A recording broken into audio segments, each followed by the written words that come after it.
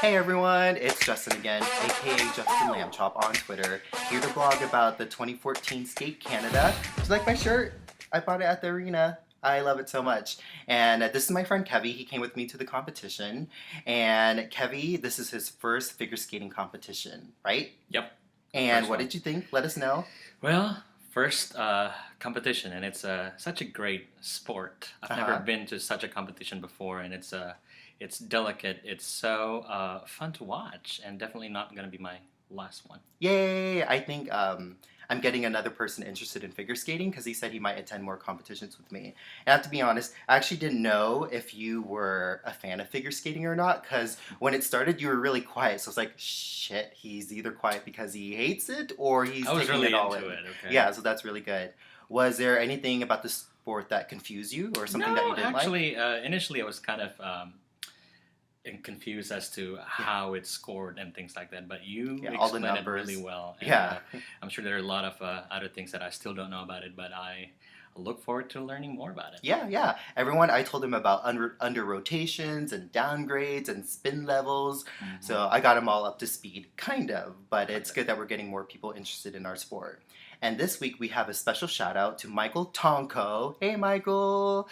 Michael is an adult figure skater, and he was at the Adult Figure Skating Championships last year. And he's just a beautiful skater and a really awesome person, has a nice personality. And he's also we went to school together in Arkansas a while Nice, back. nice. Which school is that? It was Arkansas Tech University. Okay, cool. So yeah, Kevy knows Michael from school, and then I know him from the online figure skating world. So yeah, that is all. So I'm gonna continue blogging about the event while Kevy goes and does his own thing for a little bit. We're gonna go wine tasting in about 20 minutes. I'm gonna make this video really, really short. So cool. All right, we'll talk to you later. Thanks for being in the video. Yeah.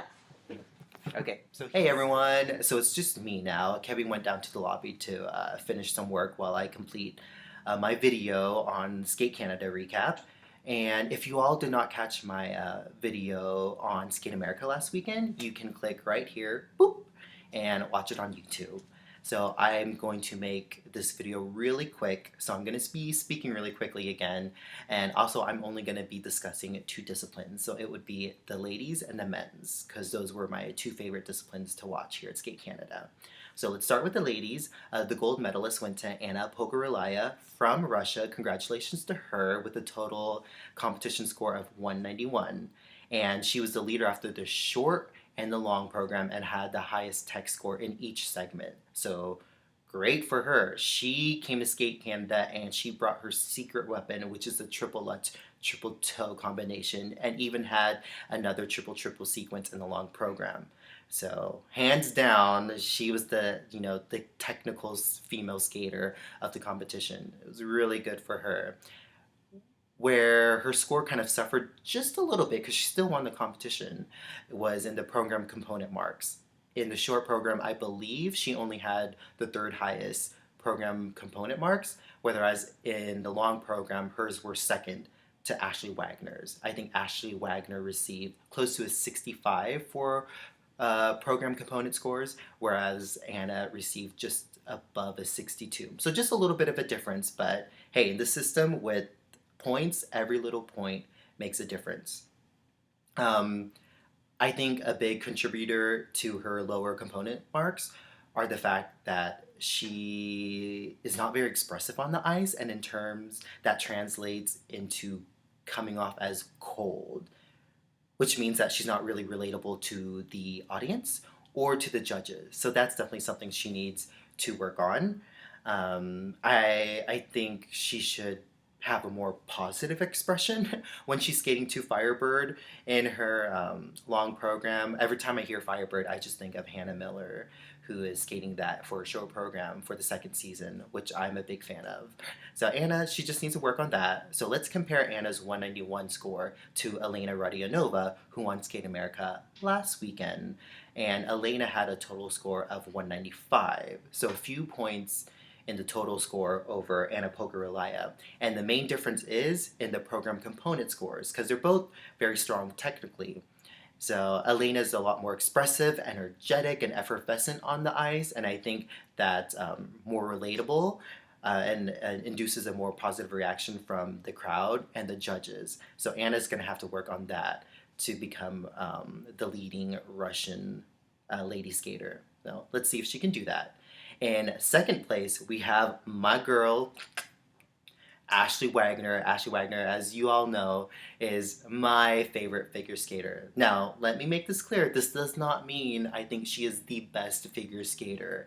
I'm probably her biggest fan. I love her personality and I actually really like her style of skating on the ice. So it was really good to see her in second place. I don't know about you all, but I was so worried before she took the ice for both the short and long program. Especially the long program, my heart was beating really quickly. I think at this point, with her having such a rocky season last year, that we're all not sure if she's going to have a great season or not.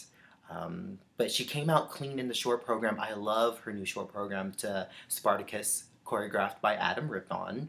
I believe she was just 2 points behind Anna Pogorilaya after the short program, which kind of made sense. But then when you looked at the protocols afterwards, there were some questionable things. So in her triple combination, the triple flip, triple toe, which by the way, I'm glad she went for it. Obviously, the triple toe was given an under rotation call, so there's a little bit of points there. But her triple loop was given an under rotation call too, and I don't agree with that. Her triple loop is never under rotated, and it definitely wasn't this weekend, at least from what I could see. But here's a positive thing out of that. So she was in second place by just 2 or 3 points, but that was with 2 under rotation calls. So that means if she were to fully rotate the triple loop, and even, wow, if she did the triple toe as well, fully rotated, then she probably would have ended up, higher than Anna Pogorilaya. So that's a good thing to think about. So let's, hope that Ashley has a better short program skate at Trophy Eric Pompard. But no, the technical caller, I'm on to you. I don't know what was up with that. And then the long program to Moulin Rouge. Am I saying it right? I think I'm saying it wrong. But her long program was nice and sassy. She changed it up from when she debuted at Japan Open about a month ago. And as most of you know, she did not skate well there. Most of her jumps, I think it was 5, were given an under rotation call, which was ridiculous. So she definitely had to spend some time getting really, really into the grit of training and working hard on those jumps. In the long program, she only received 2 under rotation calls. One obviously on the double axel triple toe combination. On the triple toe, that was definitely under rotated. And then again on the triple loop, that triple loop was not under rotated. I don't get it. But hey, she stayed on her feet, which I was afraid she was going to fall and have a disaster, but she did not. The biggest surprise was that she rearranged the layout of the jumps in her long program. I remember being in the seat and being like, wait a minute, she's opening with a double axel. What? Now a double axel triple toe? It was kind of a nice surprise because I was telling one of my friends the other day that I like Ashley Wagner, but the fact that she has the same jump layout for every long program for the past few years makes it seem like every program is kind of the same. So it was nice to see that little mix up with the jumps. Another thing to note is that she completely took out the triple Lutz jump from her long program, which I think makes sense. If she's always going to get an edge call and negative marks of grade of execution, might as well take that out and, capitalize on the other jumps that you do so well and adding them into the bonus. But she stayed on her feet. It was really expressive. I was proud of my girl. I thought there might have been a chance that she wouldn't be on the podium and might have had a disaster performance. But no, she had a solid performance and she was good. She stayed on her feet. I liked her outfits. If there's one thing I need to critique her on, it's the fact that she needs, besides the jump, so rotate your jumps, work on the triple. I don't think you should do the double axel, triple toe in the long program. I would try just the triple flip, triple toe, whatever. She's working with Raphael on that. I would say she needs to work on transitions. She barely has any, and the ones she does are not difficult. So Ashley, just get those transitions, and hopefully we can see your scores go up with the next competition. And let's see here. It was good to see that her program component scores were the highest in the field. It was good to see that the judges were rewarding her for her new programs. Um, I was really, really inspired by her long program. I liked the sass, and I was just so happy that it was much better than when she performed it in, in Japan Open. So, yeah. And let's see, it was really good showing for her. Going through my notes, and I can't read my handwriting because I was so tired last night when I was writing. Let's compare her to Gracie Gold. So last weekend at Skate America, Gracie Gold scored a total competition score of 179 and compare that to 186 here. So that's actually very good for Ashley Wagner.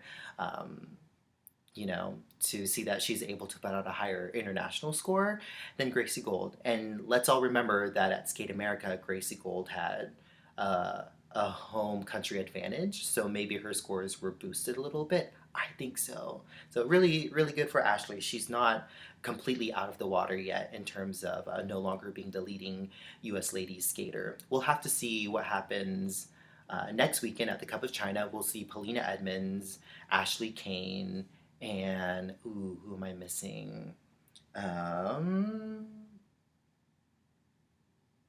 Ashley Kane, Polina, and Christina Gao. And we all know Christina Gao. So it'll be interesting to see how they do at Cup of China next weekend and compare their total scores with Ashley Wagner and Gracie Gold.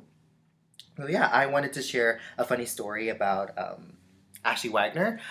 This is why I love attending figure skating events live, because you get to meet the skaters and interact with other people, and it's really fun. So my seat was kind of behind the kiss and cry area, right above the tunnel where they come out before skating. And Ashley Wagner had her back to the ice and was eyeing the audience, and she saw me and I waved, and she made this expression to me.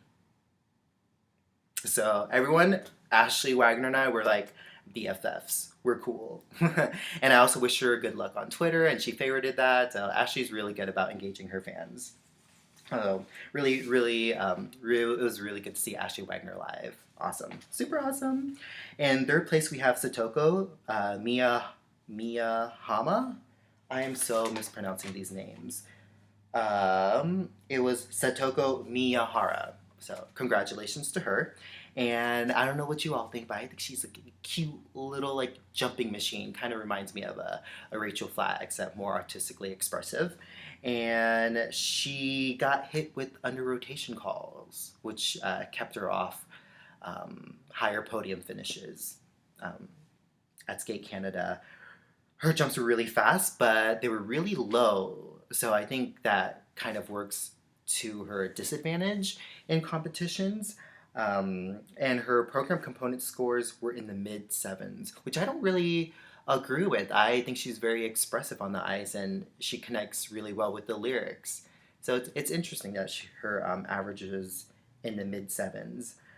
She got hit really bad with the under rotation calls in the short program. Her triple Lutz, triple toe combination, both those jumps were hit with under rotation calls. So that was a big detriment to her technical score. So that was too bad. But she blew the house down with her long program. Everyone was just in awe, and she got a standing ovation. A lot of people actually thought in the audience that she should have won. And to be honest, I thought it was a potential that she could finish second over Ashley Wagner. Her long program was really strong. It really connected with the audience, and it was a good showing for her. Like I said before, with Anna Pogorilaya, I also think that Satoko could be a little bit more expressive on the ice if there's one area to work on besides getting the jumps around. I would say that's it. And yeah, I love both of her programs, although her short program kind of seemed a bit juniorish to me. It made her look more like a junior skater than a senior lady. So that was an interesting choice. That's all I have. All right, so moving on to fourth place, we have Team USA skater Courtney Hicks. Courtney Hicks did a great job here too. She was in 8th after the short program, but only about 5 points from third place. Was it 5 points? Yeah, 4 points out of a third place. So it was not a bad spot for her to be in, and she was so low in the standings after short program because of the new ISU rule, where in the short program, if your single jump is a double, you actually get 0 points because it's an invalid element, as opposed to just getting like 1.5 points for a double toe or something. So that really hurt her in the short program. In the long program, what Courtney Hicks did really well was capitalize on other people's mistakes. She didn't have a great skate because she missed the triple triple combination. She only did a triple flip double toe when it looked like she was going for a triple toe, and then she fell on another jump. So it was not a great skate, but the jumps that she did land were nice. I think we saw a lot of wonky landings, a lot of, sloppy landings from the rest of the ladies in the field. And because Courtney Hicks' other jumps were clean, that was able to keep her higher in the rankings, in the overall competition score. So that was good for her. And let's see, she's a really strong jumper. Man, her jumps are so high and her landings are secure most of the time. Just has to work on her program component scores like a lot of the other ladies do.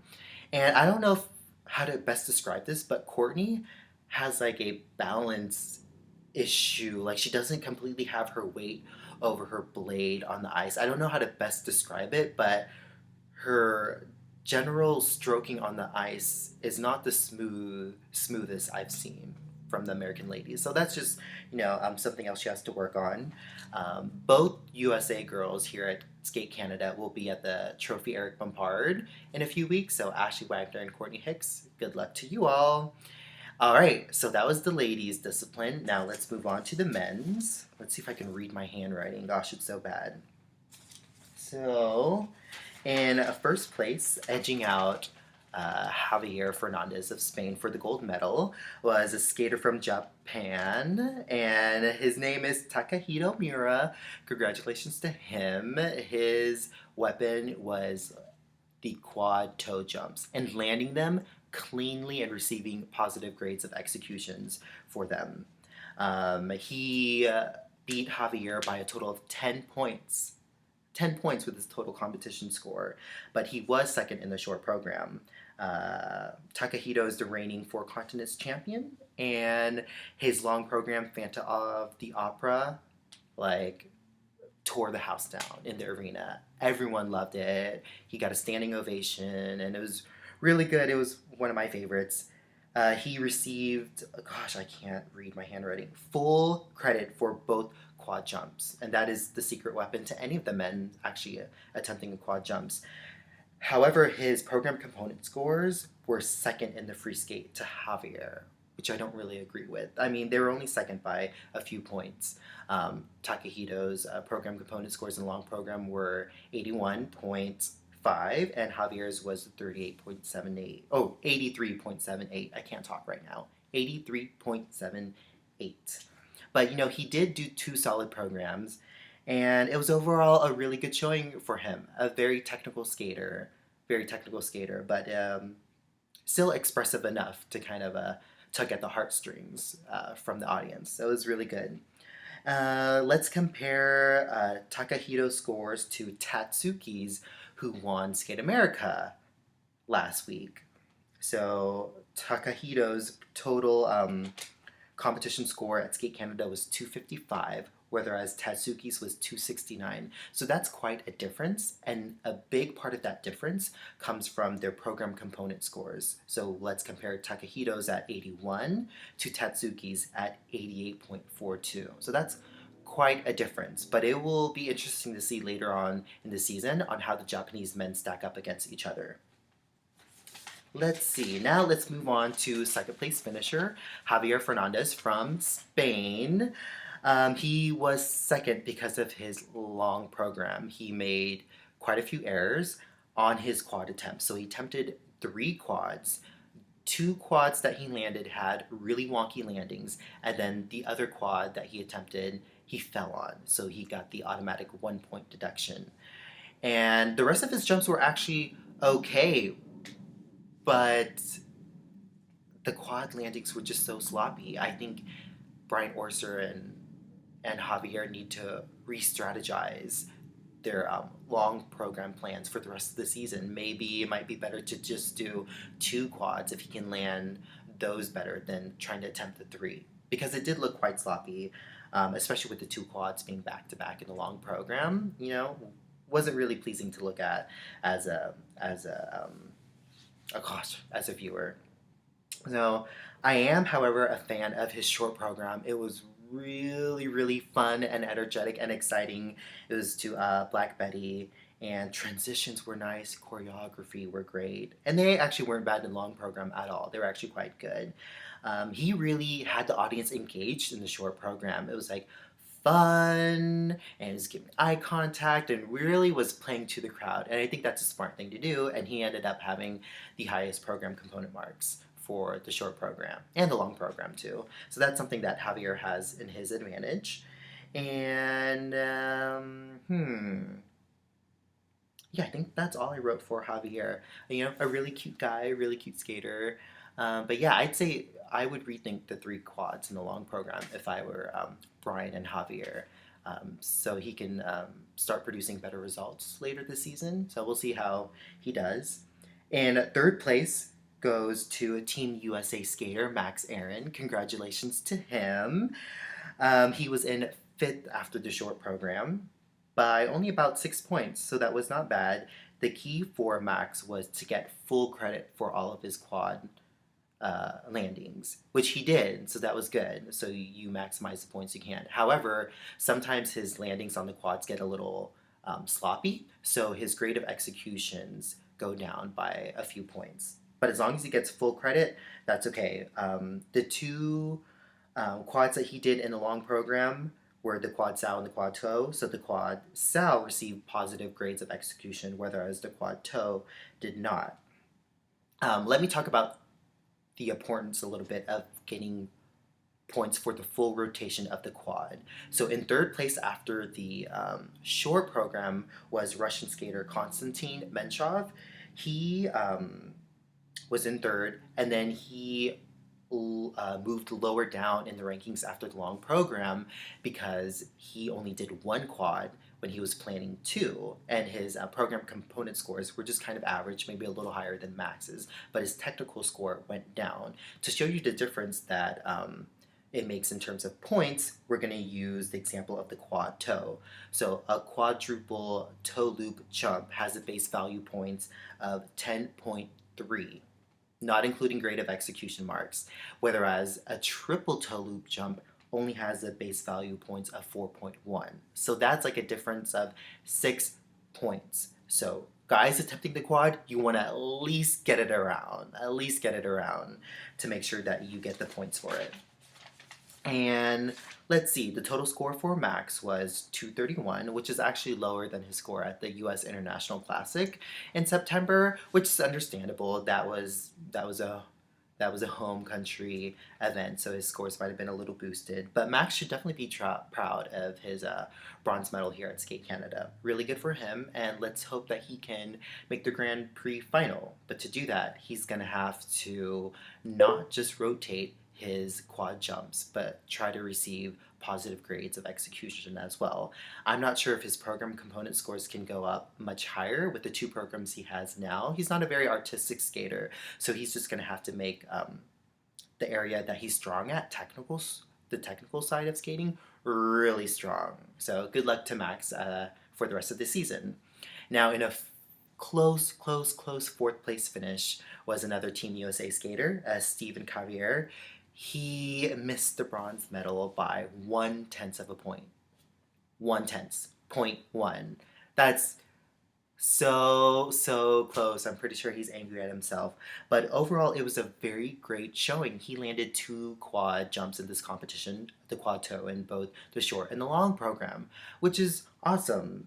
He only fell on a triple axe in the long program, and that's what made him lose the bronze medal. Otherwise, he was a really artistic skater, really lyrical, connecting with the music, really nice lines. Kind of reminds me of Douglas Rosano, and I only say that because I've seen Doug skate a lot more times than I've seen Steven. But Steven has actually had some good accomplishments in the past. He is a 2007 World Junior Champion and 2008 National Bronze Medalist, and he finished 10th at Nationals last season in Boston. So it's really nice to see him back in the mix at Skate Canada for a medal contention. And hopefully he continues to feed off this event and continues to land clean jumps. But no, it was a really amazing showing for Steven. I didn't expect him to do that well, actually. So really great for him. And I think I am done. I'm gonna go wine tasting now. I'm super excited. But yeah, it was really, really great being at Skate Canada Live. It was nice feeding off of everyone's energy. The Canadians were so nice. And I want to give a few more shout outs, and I apologize that these are late in the video, but I want to give a shout out to Edward. Edward, thanks for coming and saying hi and responding to my Twitter posts. Edward and James are also from Seattle, and they made the drive out to Kelowna for the competition. So it was really awesome that they stopped by and said hi. And then I also got to meet some skaters. I gave Adam Rippon a hug after he skated the short program. He went up to the stands and to sit. And on my way to the bathroom, I gave him a hug to remind him that he was a beautiful skater and that I love seeing him skate. And I also got a picture with Jeremy 10, and it was really nice. I also got a hug and a picture with Max Settlage, and Max is